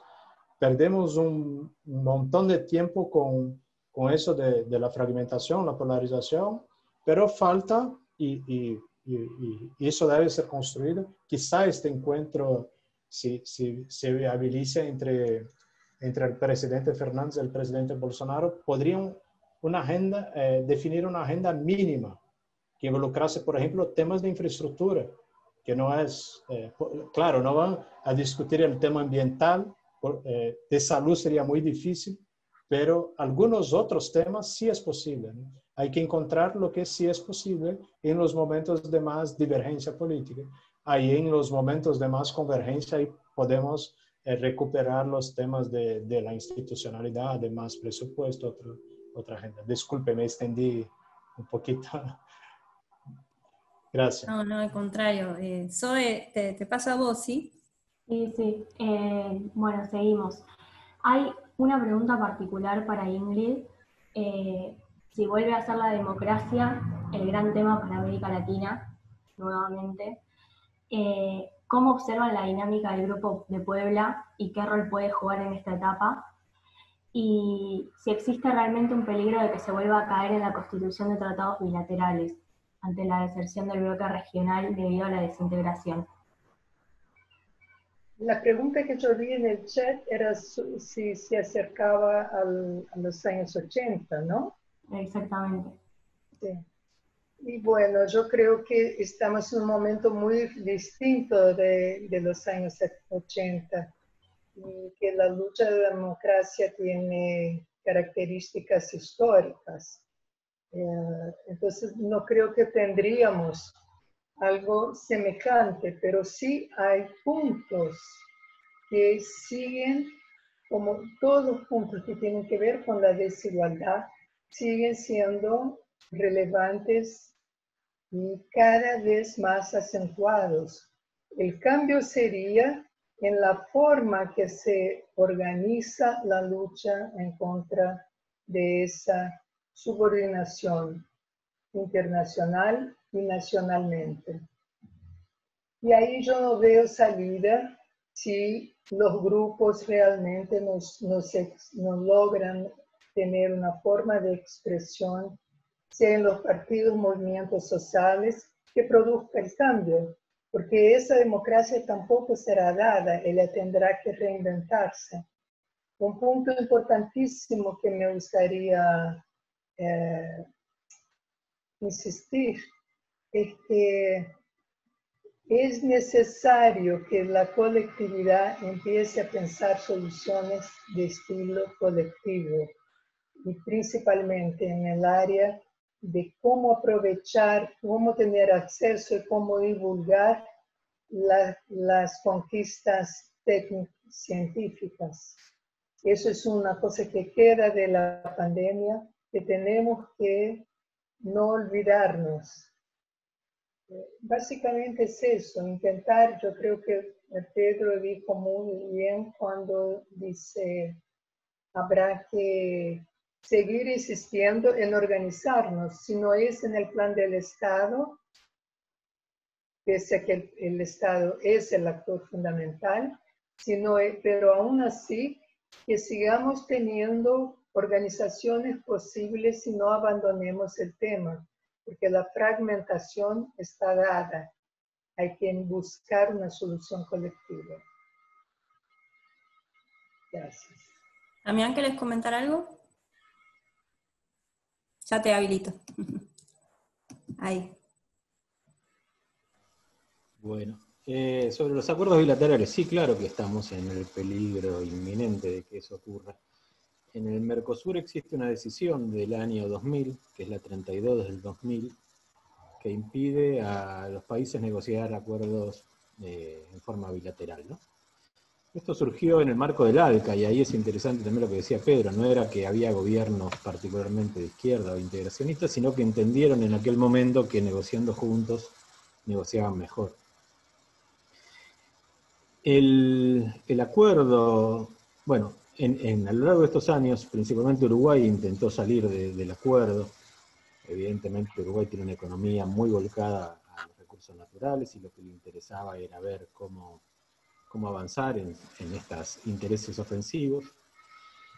Mientras que Argentina y Brasil se negaban, principalmente por lo que comentamos antes, una economía dual donde también no hay solo que vender productos primarios, sino defender la industria. Bueno, esto empezó a cambiar con los últimos gobiernos, y en relación al acuerdo de Mercosur y Unión Europea se planteó algo llamativo, que incluso lo aprobó la Argentina, este acuerdo se dio en junio del 2019, previendo la posibilidad de que la Argentina cambie su gobierno, que tenía que ver con la posibilidad de una entrada en vigor transitoria, ¿no? O sea, que cada país lo apruebe por separado y entre en vigor para ese país y no para los otros, rompiendo esta decisión. O sea, se negoció en conjunto, pero se aprueba por separado, lo cual es como algo muy particular.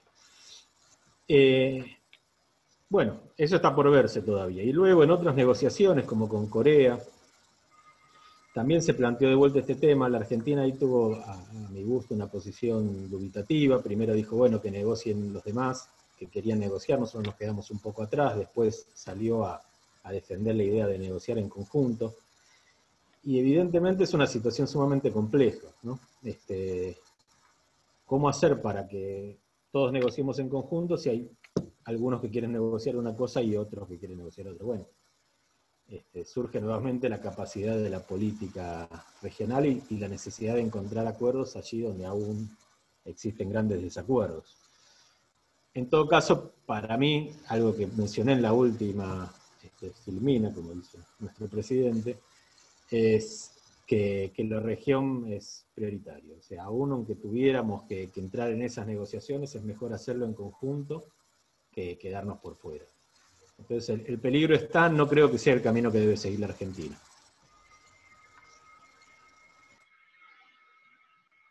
No sé si, Pedro, ¿quieres decir algo sobre esto?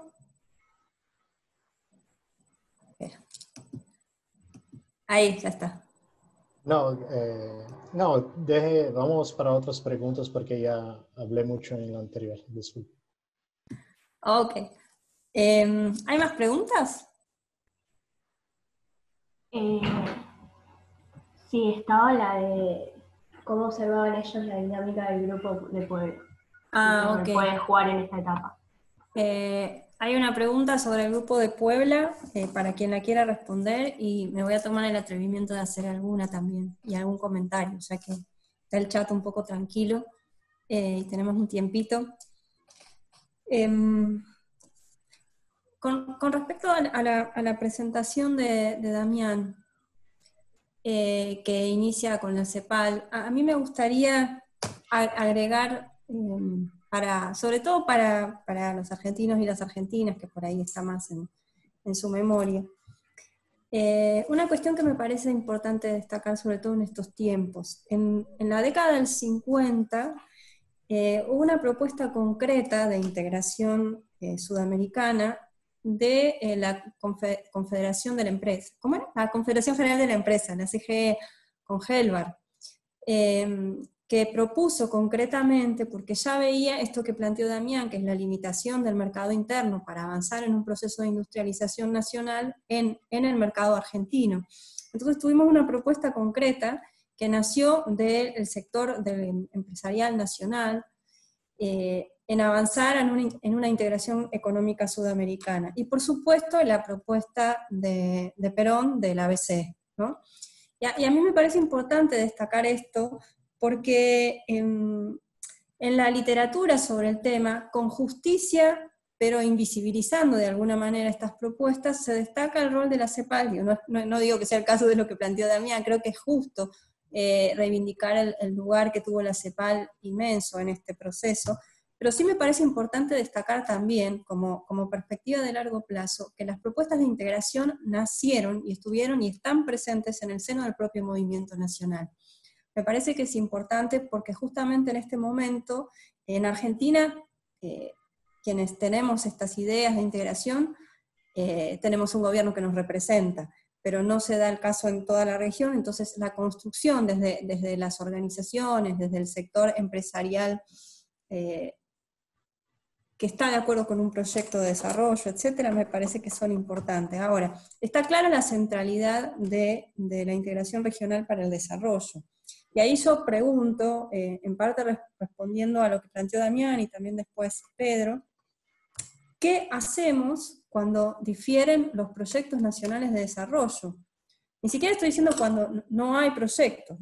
Incluso en la década en que hubo gobiernos populares comprometidos claramente con comprensión histórica del valor estratégico del proyecto de integración, no logramos transformar el modelo de integración productiva, es decir, de integración económica, es decir, tener un proyecto común de integración económica que nos saque del lugar tradicional en la División Internacional del Trabajo que tienen nuestros países, ¿no? Un proyecto común al estilo de lo que proponía la CEPAL.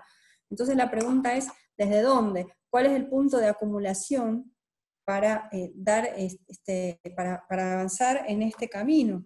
Y si hubiera voluntad política y una condición estructural diferente, también se requiere una planificación, es decir, se requiere gobernanza, que es lo que Pedro también planteó, que no está presente hoy. Y ahí yo voy al tema que planteaba Ingrid, que es la cuestión de la democracia y también y sobre todo la cuestión de la integración como proyecto político, porque ahí aparece toda otra discusión. Con esta cuestión de mirada hasta en algún punto eurocéntrica de la integración, que muchos de los que estudiamos estos temas hemos recibido, incluso en alguna formación, etcétera, etcétera, aparece esta idea de que la integración va más allá de las diferencias políticas entre los gobiernos, que es una idea que es importante, que por supuesto, como planteaba Pedro, planteamos muchos de nosotros, es importante sostener la integración más allá de los cambios de gobierno y los cambios de color político de gobierno. Pero lo que nosotros hemos visto en los últimos años en nuestra región, lo vemos en Brasil, lo vimos en el gobierno de Macri en Argentina, es que incluso a diferencia de la década del 90, donde había una integración neoliberal que no compartíamos en términos del proyecto de integración, se construyó institucionalidad. Pero estas derechas que gobernaron, y en algunos países siguen gobernando la región, en estos tiempos, desmantelaron los proyectos de integración.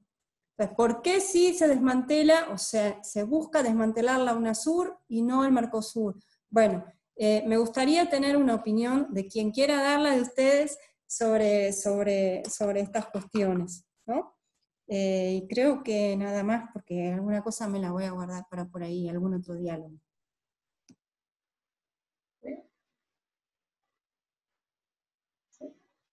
Me quedé muda. Quienes quieran, por ahí podemos seguir el mismo orden, si quieren, Damián. ¿Puedo decir algo? ¿Alguien está hablando? No. Bueno, empezamos como quieran. Quiero decir una palabrita nomás, que realmente me parece que es así, es una especie de vicio de las relaciones internacionales, encontrar que se pueden instituir tantas instituciones, una consagración de la integración regional que va a quedar perpetua por los gobiernos distintos. Nuestra experiencia es que no es así, no ha sido así.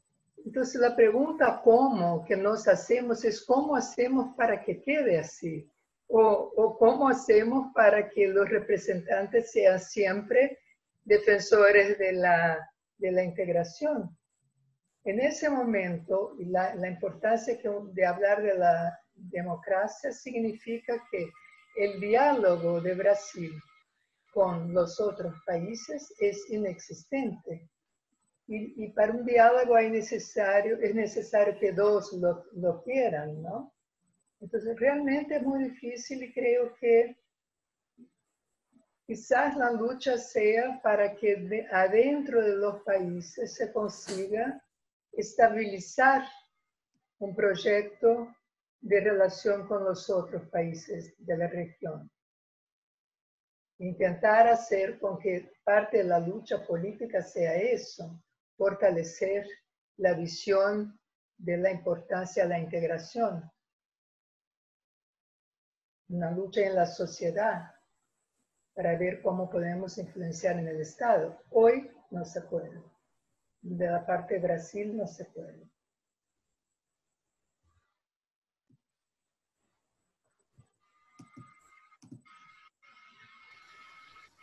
Bueno, ¿También? sí, comparto un poco lo de Ingrid, pero a mí me queda esta sensación. La integración tiene materialidad. Tiene más, tiene menos, pero tiene materialidad. La relación Brasil-Argentina no hubiera sido nunca la misma si no hubiera existido el Mercosur, y ahí volvemos al principio, ¿no? O sea, los marcos comerciales, los marcos productivos, son una respuesta a incentivos políticos, una definición política. Y esta materialidad significó que, sobre todo en la segunda, digamos, después del 2010, las exportaciones argentinas se desprimarizaron. O sea, no se primarizó aún más, se desprimarizaron las exportaciones por el peso que tenía el comercio regional. Entonces son cosas importantes que más allá de la política existen y están, y se construyeron con la política, y obviamente también se pueden destruir con la política, pero son realidades estructurales que me parece importante que tengamos en cuenta, ¿no? En ese sentido surge otra pregunta. Bueno, y aún aunque teníamos modelos similares, y vamos a hablar de los últimos años del gobierno de Cristina y los de Dilma, ¿no? Digamos, siempre, bueno, refiero a Argentina y Brasil, pero podemos ampliarlo a los países del Mercosur, incluso a Venezuela en aquel momento. Había conflictos, ¿no? Había conflictos porque, no sé, por ejemplo, la restricción externa obliga al manejo de las importaciones en Argentina, y entonces si no tenemos dólares para comprar, el principal afectado por esta situación va a ser Brasil, y eso evidentemente resiente la integración, ¿no? Porque le estamos poniendo de último una barrera a nuestro principal socio comercial. Entonces, hay problemas, siempre va a haber problemas, pero son problemas que me gustaría tener, o sea, son problemas más interesantes que este momento que plantea Pedro de fragmentación permanente, ¿no? O sea, sí, evidentemente, aún en modelos de desarrollo similares hay conflictos, pero hoy estamos en una, sobre todo en los últimos años, y pareciera continuar esto, hay que ver cómo salimos de la pandemia, en un proceso de fragmentación muy difícil de evitar, que no es que nos va a mejorar, digo, porque uno podría decir, bueno, hay un modelo de desarrollo mejor, y entonces, bueno, cada uno va por su lado y bien, y lo que vemos es mal, digamos. Lo hemos vivido nosotros con el gobierno de Macri, y yo creo que más allá de las cuestiones de Bolsonaro, digo, su modelo económico también va a tender al fracaso, ¿no? Entonces, la salida no integracionista es una salida peor que la integracionista, incluso para los gobiernos liberales. Así que me parece que por ahí, obviamente, no es que lo vayan a entender, pero me parece que ahí tenemos que centrar el debate. Y bueno, lo que dice Ingrid, por supuesto, ver cómo nos organizamos y cómo sostenemos estas ideas hasta que lleguen tiempos mejores. ¿Pedro?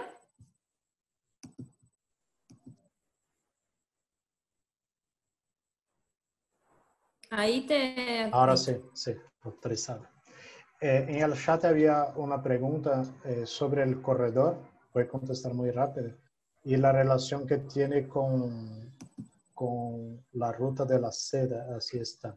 O sea, el proyecto chino de financiación de infraestructura en varias partes del mundo. Este proyecto del corredor formalmente no tiene nada que ver, simplemente un proyecto de los 4 países de la región. La cuestión es que las exportaciones de estos 4 países, particularmente de los 3 que no están en la costa del Pacífico, están cada vez más dirigidas al Pacífico, ¿no? Incluso de Argentina. Este año, por la primera vez en la historia, en varios meses, China superó a Brasil como primer destino de las exportaciones argentinas. Pero eso también trae para la región alguna posibilidad de gano en la discusión o en la negociación conjunta con otros bloques. Así como en 2000 era importante para Brasil, para Argentina, para otros países, postergar, ¿no? Dejar para más adelante un poco la negociación del ALCA, que era identificada en 2000 como algo inevitable, y articularse mejor dentro de la región para evitar la competencia de las exportaciones industriales de Estados Unidos en aquel momento. Lo que pasó es que hubo alguna articulación, después de algunos años murió la propuesta del ALCA, pero el espacio de comercio industrializado no fue ocupado por Estados Unidos, sino por China aquí. Pero al mismo tiempo hay posibilidades. Por ejemplo, hoy día un 75% de las importaciones de soja de China viene de Brasil, Argentina y Paraguay. ¿Sí? Entonces, es evidente en cualquier mercado, cuando hay una situación como esta, que una articulación de socios ocupan un 75% de un sector tan importante como es el caso de la soja para la producción de proteína animal en China. Tiene un poder de negociación si lo hace en conjunto, evidentemente. Y eso puede ser hecho. Las exportaciones futuras de soja, por ejemplo, pueden ser utilizadas para financiación de proyectos de infraestructura, incluso semejantes con de este corredor, aunque no haya una discusión grande sobre eso en este momento, pero podría ser. Negociar, eso es muy, y pongo para la discusión, hace unas semanas fue la elección del Banco Interamericano, y el candidato presentado por Estados Unidos, que salió vencedor, presentó una agenda que era la instrumentalización del banco para la política anti-China, ¿no? Que es bien raro, ¿no? Porque el BID fue creado en los años 50 por Juscelino Kubitschek aquí de Brasil y otros en aquel momento, que tiene que ver con lo que comentaba Mariana, ¿no? La creación del BID también hacía parte de un esfuerzo de desarrollar la infraestructura de integración regional y de industrialización. El banco fue creado para eso, para el desarrollo y la integración de Latinoamérica. Y ahora, aparentemente, está en otra cuestión, ¿no? Es instrumentalizar el banco por el socio mayoritario para ponerlo en una pelea que no tiene nada que ver con los países de Latinoamérica, o por lo menos desde nuestra mirada, no tiene nada que ver con nosotros, ¿no? Que es la tensión entre Estados Unidos y China. Entonces, si la región en este cuadro de fragmentación y de instrumentalización, porque si no hay UNASUR, se debilita, por ejemplo, el Mercosur, si no hay espacios de articulación y se quedan los espacios interamericanos como la OEA y el BID. Y estos espacios a servicio de la política externa de los Estados Unidos, no tenemos nada. Y el chistoso que puede parecer en el mediano plazo es que esta fragmentación de la región, que Estados Unidos de alguna manera está promoviendo también por la agenda que presenta para estas dos organizaciones, esta fragmentación, el principal beneficiario de ella puede ser justamente China, porque va a negociar con nosotros completamente fragmentados y con poder de negociación que para nosotros es mucho más grande. China tiene mucho más poder que en varios casos. En lo de Brasil es evidente. El año pasado, antes de la pandemia, un 28% de las exportaciones de Brasil iba exclusivamente a China. En los meses de la pandemia ese año, los meses más críticos para el comercio exterior de Brasil, un 40% de las exportaciones fueron para China. Entonces, eso me parece claro que el poder de China en la negociación con Brasil hoy es más grande que Estados Unidos, y estructuralmente más grande. Y aún más porque esto es algo que no solamente 3 países de la región tienen superávit estructural con China comercial. Brasil, por el tema de algunos productos naturales como la celulosis, la minería de hierro, el petróleo y la soja. Chile por el tema del cobre y Venezuela por el tema del petróleo y cómo fue la financiación en las últimas 2 décadas, el endeudamiento de Venezuela en las últimas 2 décadas. Ahora, este año, Argentina está se convirtiendo en superavitario con China también. Entonces, pone en este lado, en una condición que se puede negociar más favorablemente con China, porque China de alguna manera depende de esta soja y algunos otros productos, ¿no? Que Argentina puede exportar incluso más como las celulosas. Pero si hacemos todo eso de forma completamente fragmentada y sin articulación, ¿quién más va a ganar con eso?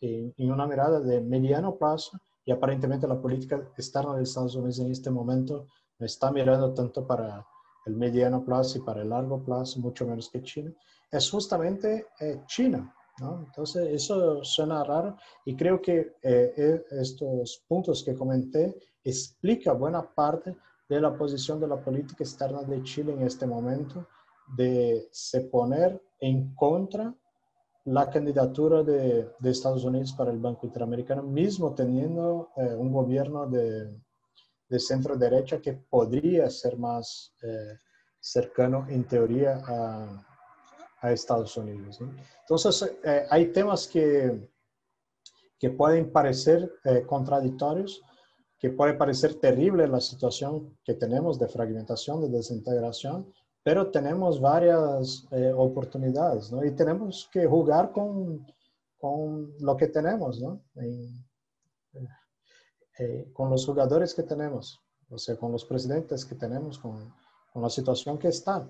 Y hay que encontrar en estos, en esta desintegración, en esta fragmentación, los puntos de convergencia para así caminar en este mundo más revuelto con el mínimo de gano para los pueblos de la región. Entonces, estos son mis comentarios. No sé si fueron los últimos. Gracias. Bueno, muchas gracias. Un par de comentarios acá al comentario de Gertrudis. Por supuesto que sí, el comandante Chávez fue un gran promotor de unidad y de integración, reconocido por todos y todas en nuestra región. Acá hay un comentario, es que no hay tercera posición, somos anti-yanquis nomás. Es un comentario que entiendo que es sobre Argentina, entonces refiere a la política exterior de Argentina. Vamos a tener un diálogo que es sobre políticas exteriores de los países, de los estados parte del Mercosur e integración. Allí, para hablar de Argentina, va a estar María Cecilia Míguez. Te invito, no reconozco el nombre de quien está comentando, que tal vez le puedas preguntar a ella, porque es una especialista que ha trabajado mucho, además, historia de la política exterior argentina, me parece que puede dar respuesta a eso, así que te invito a que lo guardes para que lo discutamos, porque me parece interesante también tomar en cuenta esto. Martín Páez cita a Paikin, y a mí me parece que es una buena cita para el cierre y la apertura a la vez, ¿no? No hay desarrollo sin región.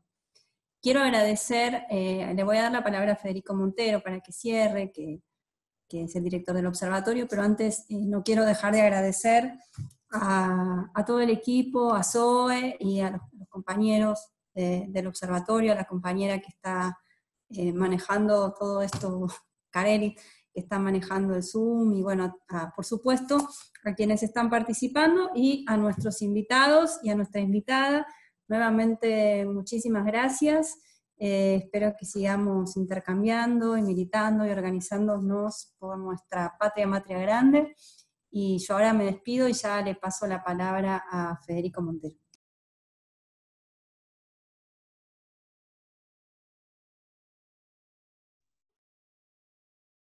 Bueno, buenas noches a todos y todas. Mariana, muchas gracias nuevamente por un excelente panel, y destacar también las intervenciones de cada uno de los panelistas. Creo que ha sido uno de los encuentros con más densidad en cuanto a desarrollo argumentativo, y que nos deja esperanzados por un lado, pero perplejos por otro, frente a la índole de los desafíos en términos estructurales, coyunturales, y también con la pregunta latente sobre el modelo de desarrollo.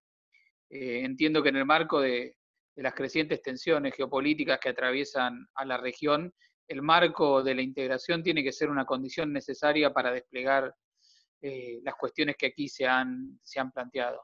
Es un escenario negativo, pero como bien recordaba Pedro, la primera reunión de los presidentes sudamericanos se realizó en un contexto político donde parecía que tampoco las consonancias políticas eran lo dominante, y sin embargo, poco tiempo después, pocos años después, el escenario en la región cambió drásticamente y permitió el mayor proceso de integración que haya atravesado la región en su historia.